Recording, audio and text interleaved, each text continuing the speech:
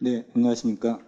어, 마지막 발제를 맡은 그 산업연구원의 박정수라고 합니다. 제가 오늘 말씀드릴 부분은 비대면 서비스의 부상과 지속 가능성입니다. 앞에 그 세 분이 교육, 의료, 그리고 유통 부분에 대해서 이제 말씀을 해주셨는데, 뭐 논조는 뭐 기존에도 비대면 서비스는 존재했고, 향후에 이제 그 코로나 사태 이후에 이러한 그 서비스가 조금 더 활성화되는 측면이 있다라는 부분이 될 것 같습니다. 오늘 제가 말씀드릴 부분은 이러한 비대면 서비스가 향후에 어떤 과정을 통해서 등장을 했고 또 향후에 그 지속 가능성 부분을 어떻게 봐야 될 것인가라는 관점에서 말씀을 드리도록 하겠습니다. 비대면 서비스는 전체적으로 이제 그 서비스 산업의 혁신 과정에서 봐야 될 것 같고요. 그렇다면 이제 서비스업이라는 것이 최근에 굉장히 빠른 속도로 변화하고 있는데 그 부분은 환경 변화, 특히 이제 두 가지 큰 그 측면에서 볼 수가 있겠죠.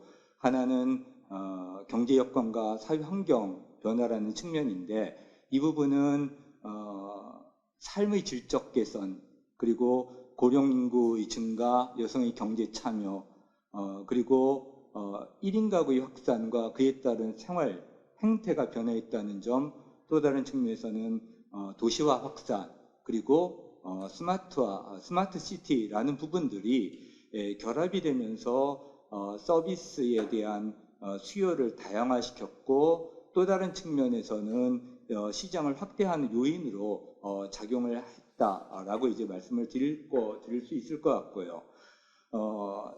앞에 부분이 그 수요 창출이라는 측면이라고 이야기를 한다면은 기술적 진화라는 측면은 실제 서비스의 제공 방식을 변화시켜 나가는 과정이었는데 가장 기본적으로는 네트워크 진화라는 측면이 있을 테고요. 다른 하나는 데이터가 축적이 되고 활용이 되면서 이것을 어떻게 활용하는 AI라는 측면, 그리고 이제 블록체인의 기술에 대한 관심, 또 진화하는 삶을 여기서는 로봇이 첨단화되고 디바이스들이 스마트화되는 모습을 보였다는 면, 그리고 또 다른 한 축이라고 이야기할 수 있는 VR이나 AR, 홀로그램 같은 실감 기술이 굉장히 진전되고 있다라는 부분이 서비스 혁신의 하나의 굉장히 중요한 환경으로 작용을 했다라는 것입니다. 앞에 부분이 단순하게 수요를 창출하고 기술적인 가능성을 제시했다면은 실제로 이런 그 부분들이 서비스 혁신의 기회의 창을 제공했는데 하나는 정말 서비스의 대상을 변화시키는 요인으로 작용한 경제 여건이나 사회 환경 변화이겠죠. 삶의 질적 개선 같은 경우에는 결국 서비스에 대한 수요 시장을 확대시키는 데 굉장히 기여를 많이 했을 테고요. 저출산이나 고령인구 증가 부분은 건강 증진이나 질병 예방, 만성질환 관리 등과 같은 의료나 보건복지 부분에 영향을 미치고 있고요. 여성의 경제 참여 부분은 보육이나 가사 관련 서비스, 그리고 1인 가구 같은 경우에는 특정 업종은 아니지만은 서비스의 행태 부분을 변화시키는 측면으로 작용하였고, 스마트 시티에 대한 관심은 결국 서비스 전반의 변화를 야기시키는 역할을 했다고 볼 수가 있을 것 같습니다. 기술적 진화라는 측면에 있어가지고는 서비스의 혁신, 서비스 자체의 혁신, 또는 새로운 개념의 서비스를 유인하는 역할을 했는데 네트워크 확산이라는 측면은 시간과 공간이라는 제한을 상당 부분 해소시키면서 비대면 서비스에서의 편리한 서비스를 제공하는 기저로서 작용을 했다고 봐야 될 것 같고요.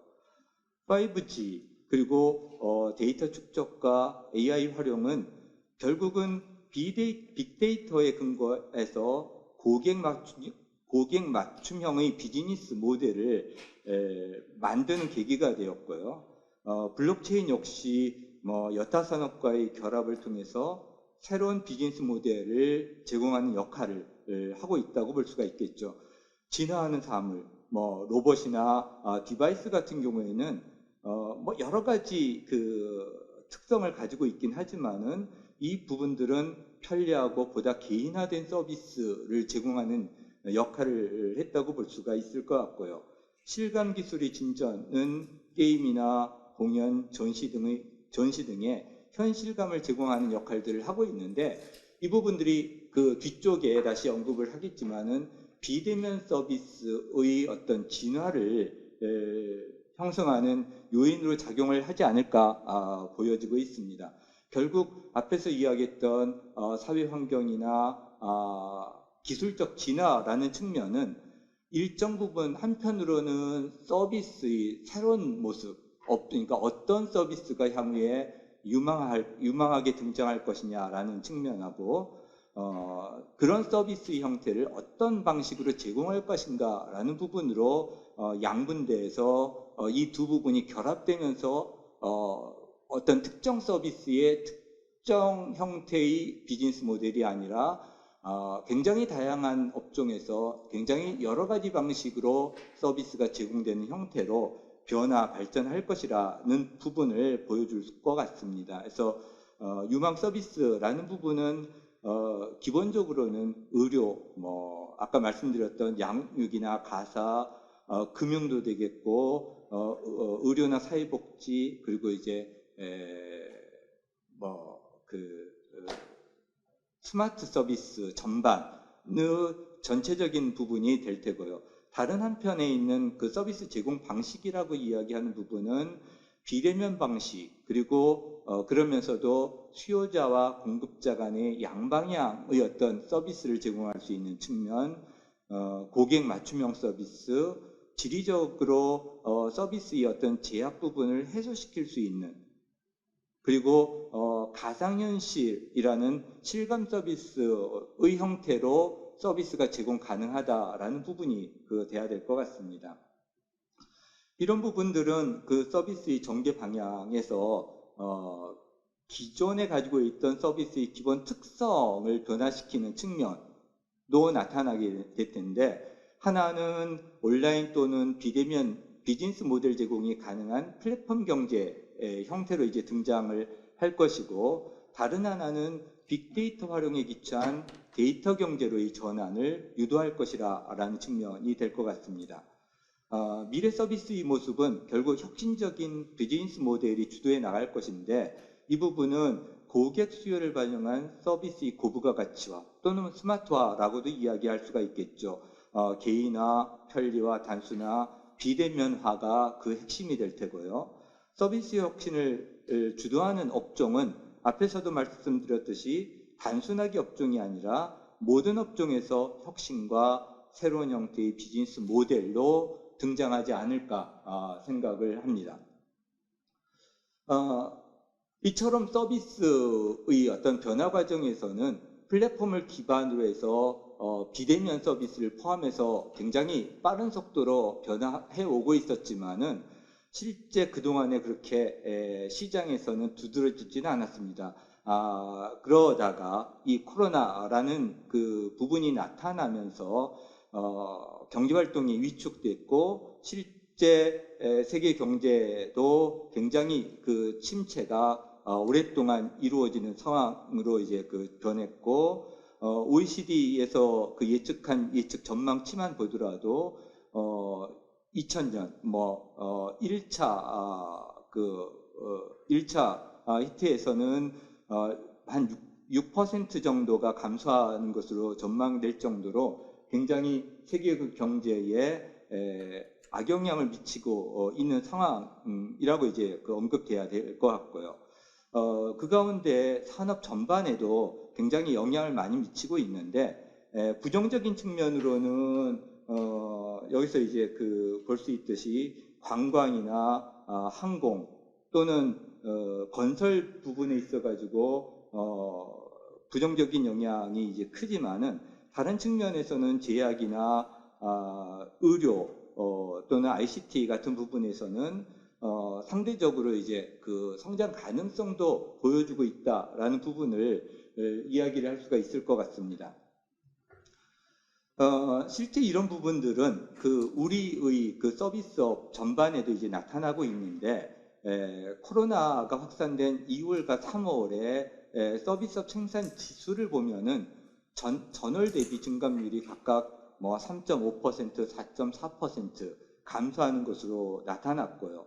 업종별로 보더라도 숙박업이나 예술 또는 이제 레저하고 관련된 부분, 음식 그리고 운석 부분이 상대적으로 이제 굉장히 생산 지수가 낮게 나타난 반면에 보건업이나 보험업 같은 경우에는 그나마 조금 생산 지수가 높게 나타나는 부분을 이제 보이고 있습니다. 이 부분은 앞에서 이제 보였던 부분하고도 유사하게 나타났고요. 또 다른 측면에서 이러한 서비스 제공이 둔화된 측면이라는 부분은 결국은 소비 지출 감소에 기인한다고 볼 수가 있을 것 같습니다. 1차적으로는 운수업이나 사업시설 관리, 사업 지원 서비스, 교육 서비스, 숙박, 음식업 등의 소비 지출이 굉장히 줄어들었는데, 코로나 확산 초기 단계에서는 주로 이제 관광 관련 업종에서 코로나19가 장기화된 이후에서는 음식점이나 마이스, 공연예술업, 교육 서비스 등에서도 그 영향이 확산되는 것으로 이제 나타났죠. 이 부분은 코로나 이후에 구매 패턴을 보여주는 것입니다. 국내 카드 승인 실적으로 이제 보여주는 수치인데, 실제 운수업이나 교육 서비스, 숙박업 부분이 2월과 3월 부분에 굉장히 급격히 줄어들었고 4월 부분에 일정 부분 회복되는 부분을 이제 보여주고는 있습니다. 이 부분은 이 그림은 미국에서 또 신용카드 데이터를 가지고 이제 분석한 자료인데 3월 중순 이후에 급격하게 떨어지는 부분과 오히려 이제 늘어나는 부분이 양극화되고 있는 부분을 이제 보여주는 그래프고요. 이제는 실제 비대면 비즈니스 모델에 대한 수요가 늘어나는 모습을 왜라는 측면에서 이제 본다 하면은 경제활동 방식의 변화가 핵심이지 않을까 생각을 합니다. 코로나 확산 저지를 위해서 사회적 거리두기, 생활 속 거리두기라는 부분들이 이루어지면서 대면 접촉 가능성이 최소화됐고 그 과정에서 경제 주체들은 각각의 어떤 대응을 하기 시작을 했는데 소비자들은 주로 거주 공간에서 즐길 수 있는 방식으로 소비 활동을 변화시켜 나갔다라는 거죠. 소비나 의료, 교육, 그리고 여가 등의 소비를 플랫폼 기반 비즈니스로 일부 대체해 나가는 측면이 있었고요. 이는 2월 이후에 유통업체의 매출 규모를 보면은 온라인 부분이 굉장히 늘어난 측면에서 이해를 할 수가 있을 것 같습니다. 기업이라는 측면에서는 시차 출퇴근제나 재택근무 등의 방식으로 경영활동을 이제 전개하면서 재택근무 등을 통해서 이제 비효율적 경영활동의 보완을 위해 원거리 업무 지원 툴을 이제 활용하기 시작했다라는 부분이 될 것 같습니다. 이 부분은 이제 줌이나 팀스나 라인웍스 같은 화상회의 소프트웨어 이용자가 늘어났다라는 부분을 이제 보여줄 수가 있을 것 같고요. 이 그래프는 보스턴 컨설팅 그룹에서 나온 그림인데 재택근무가 이제 늘어남에 따라서 그와 관련돼서 늘어나는 증가하는 부분하고 줄어들고 있는 부분들을 도식화한 것입니다. 사람들이 이제 재택근무를 그러니까 재택이 있다 보니까 주로 이제 그 트래블과 같은 여행과 관련된 부분은 대부분 이제 그 줄어드는 형태, 여가 향유, 특히 이제 엔터테인먼트와 관련돼서는 스트리밍 같은 경우에는 늘어나지만은 라이브로 즐길 수 있는 부분은 오히려 줄어드는 부분이 보여지고 있고요. 재택 근무하고 관련해서는 보통 집에서 이제 근무를 하다 보니까 재택 근무를 할 수 있는 환경을 개선시킬 수 있는 측면에서 관련된 업종들이 늘어나고 있는 모습들을 이제 보여주고 있습니다. 어쨌든 코로나 이후에 다양한 사회 현상 그리고 그에 따른 영향이 비대면 비즈니스 모델들의 다양한 모습들을 이제 나타나게 하고 있는데, 특히 소매업 같은 경우에는 온라인 쇼핑이나 무인 매장 등을 이제 야기시켰고, 숙박업이나 음식점 같은 경우에는 숙박 예약이나 음식 배달 부분의 매출을 늘리는데 상당 부분 공헌을 했고요. 컨텐츠 산업 같은 경우에는 넷플릭스 같은 OTT에 대한 수요, 인터넷 게임 부분의 어떤 매출을 늘리는데 기여를 했다고 할 수가 있겠죠. 교육 서비스업 부분에 있어가지고는 클래스 101이나 VR 간호실습 같은 인터넷 교육에 대한 플랫폼 수요에 대한 관심을 야기시켰다고 이야기를 할 수가 있을 것 같습니다. 보건 같은 경우에는 완전하지는 않지만은 전화 진료를 통해서 원격 진료를 허용한 측면들이 단순하게 보여줄 수 있는 측면이 될 것 같습니다.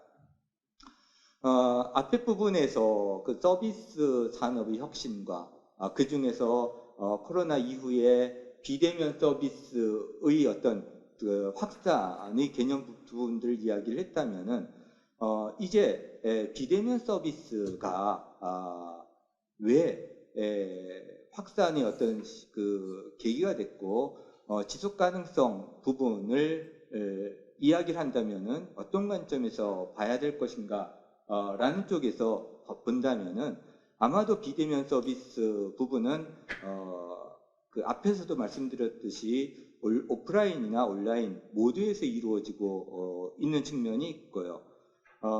특히 이제 로봇 같은 다양한 디바이스를 활용한 오프라인에서 비대면은 이미 오래전부터 시작이 됐고요. 그러니까 무인 계산대나 터치 스크린 주문이나 ATM 기기들을 예로 들 수가 있을 것 같고요. 네트워크상에서 이루어지는 플랫폼 기반의 비대면 서비스 역시 온라인 쇼핑이나 인터넷 뱅킹, VOD 같은 경우도 이미 오래전부터 이루어지고 있었기 때문에 특별한 부분은 아니지 않나라는 생각이 듭니다. 그러나 이러한 비대면 서비스 역시 서비스의 어떤 미래 모습에서 굉장히 급격하게 변화되고 있는 측면이 될 것입니다. 기존의 비대면 서비스가 비용 절감이나 자원의 효율적 활용 등을 통해서 이루어졌기 때문에 감성 부분이 조금 빠졌을 수는 있겠지만은 향후에 나타나고 있는 비대면 서비스는 여러 가지 기술들이 접목되면서 개인화나 간편화, 고객 최적화된 서비스로 진화해 될 것으로 이제 보여지고 있습니다. 네트워크 확충, 빅데이터와 AI 그리고 VR이나 AR 같은 실감 기술 등이 이제 적용이 되기 때문에 그동안에 우리가 경험하지 못했던 비대면 서비스의 형태로 이제 전개되지 않을까 생각을 합니다. 무인 매장인 아마존코나 온라인 쇼핑몰에서의 어떤 가상 피팅, 로봇 어드바이저 같은 것들보다 더 진화된 모습들로 나타나지 않을까 생각을 합니다. 특히 이러한 비대면 서비스의 수요 부분은 모바일 환경에 익숙한 젊은 층이나 1인 가구 확산 등이 여기에 추가적인 요인으로 작용을 하면서 수요 시장을 자극하지 않을까 생각을 합니다. 그렇지만은 또 다른 측면에서는 경제 주체 간의 이해상충이라는 이슈 또한 가지고 있다라는 부분이 될 것 같습니다. 제공자 측면에서 본다면은 비대면 서비스는 고객이 원하는 서비스 제공뿐만 아니라 비용 절감이나 자원의 효율적 활용 추구라는 측면에서 다가올 수 있긴 하지만은 기존의 사업자와 신규 사업자 간의 이해상충을 발생시킬 수 있는 여지가 충분히 있습니다. 대형마트와 온라인 쇼핑몰, 은행과 핀텍, 학원과 에듀테크 간에 어떠한 형태이든지 그 이해관계의 문제는 존재할 수밖에 없을 것 같고요. 또 다른 측면, 새로운 직업과 직무의 발생 가능성과 함께 고용 환경에 대한 이슈도 나타날 것입니다. 데이터 사이언티스트나 웹 디자이너, 온라인 셀러, 드론 조종사 같은 창직으로 새로운 일자리는 분명히 나타날 것이고요. 그렇지만 플랫폼 노동자나 긱워커 등의 등장은 고용 여건을 악화시킬 것이고 결국 이에 대한 논란은 계속해서 나타나지 않을까 생각을 합니다. 소비자에게는 개인화, 편리화, 최적화된 서비스를 통해 서비스의 어떤 만족도를 향상시키겠지만은 연령이나 사회적 여건에 따라 비대면 서비스의 활용 정도나 만족도는 굉장히 차이가 나지 않을까 생각을 합니다. 기술이나 앱 등의 활용이 익숙하지 않은 고령층은 그 활용 부분에 있어 가지고는 어려움이 발생할 수밖에 없지 않을까 생각을 합니다. 결국은 비대면 서비스의 지속 가능성은 앞에서 이야기했던 비대면, 그러니까 서비스의 혁신 과정에서 비대면 서비스가 어느 정도 진화할 것인가라는 측면하고 그 경제 주체 간에 발생할 수밖에 없는 이해상충 문제를 어떻게 슬기롭게 해결할 것인가라는 두 부분이 가장 중요한 요인으로 작용을 할 것이라고 이제 보여지고요. 먼저 소비자 유인 가능한 비즈니스 모델 제공 여부 부분에 있어 가지고는 기술적 측면이 1차적이겠죠. 비대면 서비스의 취약점, 감성이 부족하다든가 연결이 불안하다든가 이런 부분들을 극복할 수 있는 기술 역량의 확보 여부겠죠. 특히 이제 이런 부분들은 서비스 혁신에 필요한 기술 로드맵이나 체계적인 서비스 R&D를 어떻게 지원해 줄 것인가 하고 연관이 될 부분일 것 같고요. 하단에 있는 기술과 비즈니스 모델과의 어떤 관계를 보시면은 각각의 어떤 기술 부분이 어떤 비즈니스 모델로 등장을 하면서 고객들에게 어떠한 만족감을 줄 수가 있는지 이 부분과 연계해서 본다면은 향후에 비대면 서비스가 어떠한 형태로 진화되고 발전해 갈 수가 있을 것인가를 좀 이해를 할 수가 있을 것 같습니다. 법제도적인 측면입니다. 앞에서 이제 기술적 측면으로 굉장히 다양한 기술들이 비즈니스 모델들이 등장을 하더라도 이러한 비즈니스 모델이 실제 시장에 안착할 수 있기 위해서는 제도 정비, 규제 개혁도 이제 포함이 되겠죠. 이런 부분들이 이루어져야만이 소비자들과 연결이 되면서 소비자들이 실제 활용할 수가 이기 때문에 굉장히 선제적으로 제도 개선의 어떤 과정을 밟아 나가야 되지 않을까 생각을 합니다. 두 번째, 마지막으로 이제 경제 주체 간의 이해상충 해소 여부가 될 것 같습니다. 기본적으로는 비대면 서비스에 대한 소비자 인식이 개선돼야 되겠죠.